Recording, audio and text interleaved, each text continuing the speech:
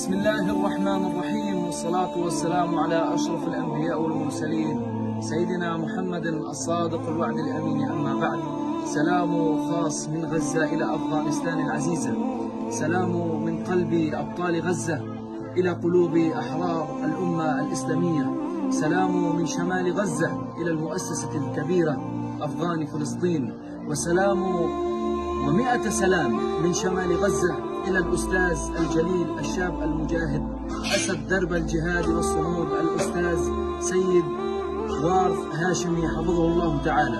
إن اسمكم الطيب ومؤسستكم العظيمة قد أضاءا شعلة الأمل في أجواء غزة، ومع شروق كل شمس هنا في غزة تختلط مشاعر الحزن والقهر والظلم بمشاعر الأمل والألفة لمن يمدون جسور التعاون والود فيجسدون معاني الأخوة والوفاء لأهل غزة المستضعفين. ونحتاج أن يصل هذا النور إلى شمال غزة أيضا، حيث انقطع الأمل ويعيش الناس في الجوع والعطش وتحت الحصار.